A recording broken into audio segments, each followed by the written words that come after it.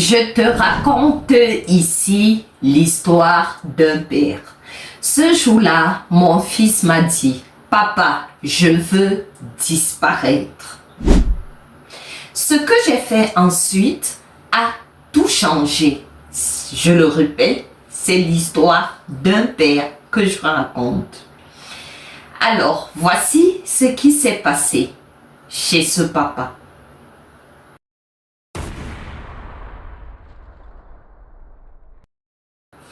Dans cette vidéo, je te montre le piège numéro 1 qui aggrave les peurs des enfants. La phrase magique que j'utilise maintenant, que je sais ce que je vais te raconter dans cette vidéo, ça marche à tous les coups. Ainsi que l'outil gratuit que tu as déjà chez toi pour créer un havre de paix. Mais d'abord, sais-tu pourquoi les mots « ne pleure pas » sont une catastrophe? Reste bien jusqu'à la fin de cette vidéo. Quand j'ai découvert ce que son corps essayait vraiment de me dire, alors, stay tuned. J'ai réalisé que 90% des parents passent à côté de ce signal.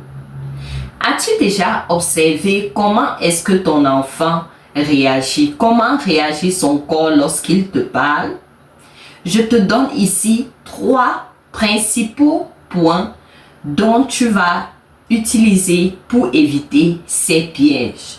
Le piège numéro 1, je l'élabore dans ceci. La nuit où j'ai répété « c'est rien » à ma fille, son journal intime disait « Papa ne m'écoute pas ». Solution, je vois que ton cœur bat très fort et c'est ce qu'a fait ce papa-là. Il a pu accepter l'émotion de sa fille au lieu de juste la nier. Deuxième piège, la phrase magique que devrait dire tout parent en réalité. Un enfant en crise, c'est comme un ordinateur en surchauffe. Donc, au lieu d'appuyer sur éteindre, utilise ce bouton reset. Veux-tu un câlin, mon enfant, ou de l'espace? Là, tu montres à ton enfant que tu voudrais bien le calmer, mais tu respectes aussi sa décision. Alors, tu peux utiliser un doudou. Le troisième piège est celui de l'outil gratuit. Oui, j'ai quelques données concrètes pour toi.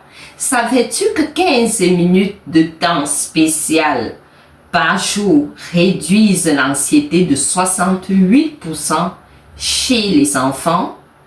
Je t'explique comment le mettre en place, même si tu es débordé. Parce que si ce papa-là a réussi à pouvoir capter selon le corps de son enfant ce qu'il pouvait lui dire, toi aussi, tu peux le faire. Alors, récapitulons ce qui a été dit. Arrête de minimiser les émotions de ton enfant, mais accueille-les. Offre un choix, c'est-à-dire l'enfant doit se sentir libre. Veut-il être calmé par toi ou laisser de l'espace? Utilise le temps spécial comme super pouvoir. J'ai parlé de 15 minutes, mais tu peux prendre 1 heure, 2 heures. Mais si tu ne changes que ça, dans ta routine, regarde la vidéo en haut à droite. Tu pourras suivre complètement. Je sais que tu fais de ton mieux et c'est déjà énorme. Bafouiller, calculer, pardon, ça ne touche pas encore. Dis-moi en commentaire ta plus grosse galère avec les émotions de ton ou de tes enfants. Abonne-toi et partage la vidéo avec un parent ou un éducateur. Merci de m'avoir écouté.